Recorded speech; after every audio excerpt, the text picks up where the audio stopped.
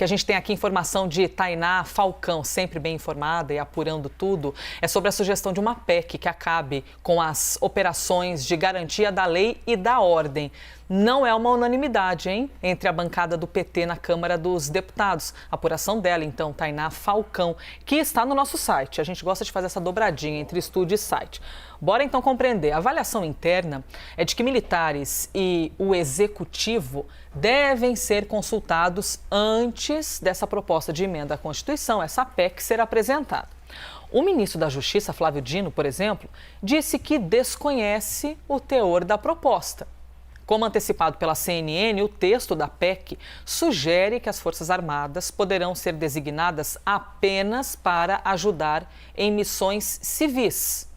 Manda os militares que quiserem exercer cargos públicos direto para a reserva e proíbe o uso do cargo, função ou arma para qualquer intervenção política.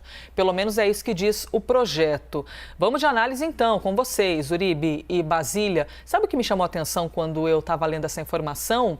De que o Ministério da Justiça, que o ministro da Justiça disse que desconhece o teor da proposta. Então, se ela está sendo discutida, Gustavo Uribe, que já está com o sorrisinho do canto da boca, se está sendo discutida, como assim que o ministro da Justiça desconhece o assunto, Uribe? Porque é conveniente. A partir do momento que você compra uma briga com o Ministério da Defesa, é melhor dizer terceirizar a responsabilidade.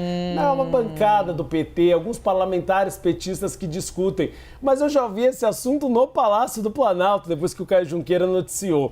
Realmente há um pouco de resistência a algumas mudanças. Uma delas seria sobre a GLO, a Garantia de Lei e da Ordem, porque de uma certa forma você tem uma resistência das próprias unidades da federação, que hoje recorrem muito à GLO quando há um problema de, por exemplo, greve dos policiais militares ou distúrbios sociais. Então você colocando as Forças Armadas apenas para atuar em defesa civil e com autorização da Presidência da República, há sim um problema muito grande com os governos dos estados, e isso vai ter de ser discutido. Há uma questão que é muito crítica, que é em relação às PECs. Nós temos um exagero de mudanças da Constituição Federal. Se muda a Constituição Federal como se muda a roupa de baixo no Brasil. Todo ano nós temos uma nova PEC, uma nova alteração. Então é preciso sempre ir com muito cuidado, e por isso que a tramitação da PEC é bastante difícil. 2 votações, 2 turnos nas 2 casas, 3/5, comissões. Mas há de se agora avaliar de que maneira essa mudança da GLO ocorre. E é o que a gente trouxe. A partir do momento que você tira as Forças Armadas da Segurança Pública em operações de garantia da lei e da ordem, você precisa de um substituto. E aí vem a questão da Guarda Nacional, que Flávio Dino tenta montar com egressos da Polícia Militar também, mas com treinamento mais focado em segurança pública. O problema é até quando essa Guarda Nacional vai ser formada. E mais, a bancada da bala da Segurança Pública no Congresso Nacional tem muita resistência à Guarda Nacional, porque tiraria recursos do Fundo da Segurança Pública das unidades federativas. Então é um espinheiro, é um cacto que o governo federal está tendo de lidar. É uma ideia até positiva, se a gente for analisar as Forças Armadas que não são preparadas para a segurança pública, são preparadas para a guerra, não atuando em segurança pública, mas há de se avaliar algum tipo de substituto. Pois é, Basília, a PEC então sugere que as Forças Armadas poderão ser designadas apenas para ajudar em missões civis e manda os militares que quiserem exercer cargos públicos direto para a reserva. Então a PEC é assim, direta e reta, lógico que vai encontrar alguns obstáculos no meio do caminho.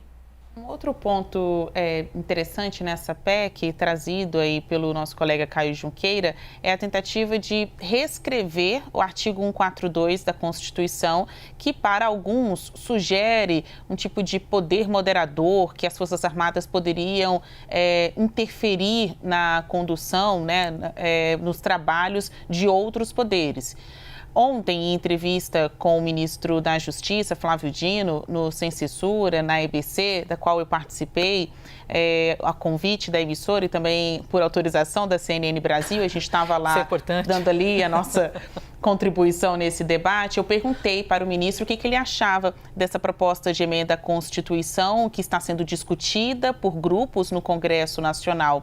Ele disse que respeita as atividades legislativas, né, os entendimentos dos seus colegas ali, deputados, senadores, mas que ele não acha que devam mexer no 142, que do jeito que está, ainda mais porque houve uma decisão do Supremo Tribunal Federal definindo ou reconhecendo que aquele artigo nada tem a ver com poder moderador, ele acha que não precisa se mexer mais em algo que já tá escrito, que as interpretações diversas que nascem dali são interpretações paranoicas. Então, qualquer outra coisa que estivesse escrita neste artigo poderia também ser mal compreendida, mal interpretada, que mexer, remexer não faz muita diferença para quem se alia a essas teses conspiratórias, flerta com golpe. Então, reescrever esse artigo da lei, que é 142, aí é um outro aspecto da PEC, para ele não faz diferença, ele não acha que deva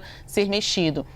Mas como o Uribe falou, né, é uma conveniência, porque claro que há ministros do governo, integrantes ali do Palácio do Planalto também, que querem dar uma chacoalhada nas Forças Armadas, mexer no 142, impor sanções pós 8 de janeiro pelo que os militares fizeram ou não fizeram, né? O que deixaram de fazer no aspecto da segurança, por exemplo, do Palácio do Planalto. Então, deixa quem é ali político, quem está na vitrine nos deputados, na Câmara e no Senado Federal, quem tá na vitrine como deputado e senador, falar, fazer barulho com uma proposta como essa, que é super polêmica, e aí o governo adota uma postura mais conservadora, né, do tipo, não, deixa do jeito que está, mas tudo bem o Congresso discutir essa questão. Então, continua a provocação junto às Forças Armadas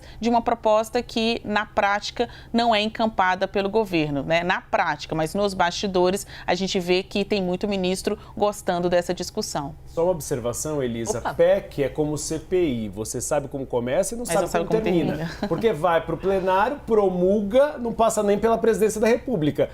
Então a emenda pode ficar pior do que o soneto. Ou seja, você pode ter o artigo 142, agora sim prevendo das modificações feitas, interferência das Forças Armadas. Então é melhor deixar como está, que pelo menos para o governo agora já está de bom tamanho. Não é o tipo de surpresa que o governo gostaria de ter agora, hein, gente?